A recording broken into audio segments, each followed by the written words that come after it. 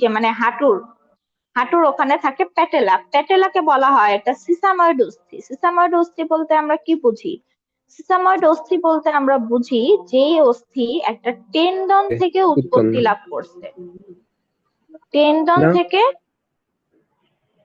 উৎপত্তি লাভ করছে। আচ্ছা, মজার কথা হচ্ছে যারা ছোট বাচ্চা, যারা কি বলে মাত্র হামাগুড়ি দিতেছে, ওদের কিন্তু প্যাটেলা থাকে না।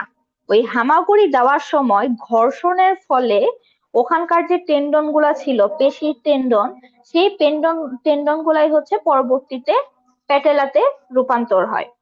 আচ্ছা, এইরকম আরেকটা সিসাময়েড অস্থি আমাদের আছে, তোমরা কি জানো আরেকটা সিসাময়েড অস্থির নাম? না।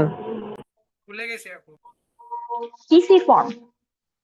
এই যে কার্পাল অস্থি যে ছিল, পড়লাম না কার্পাল অস্থি, পিসিফর্ম, এটাও একটা সিসাময়েড অস্থি, যদিও এটা খুব বেশি আসে না পরীক্ষায়।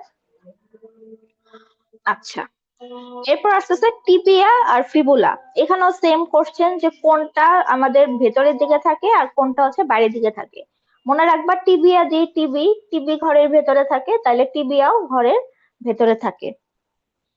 আচ্ছা, এখান থেকে লাগে কি? এখান থেকে লাগে হচ্ছে ফিবুলা দেখতে দীর্ঘ যষ্টির মতো, এই জিনিস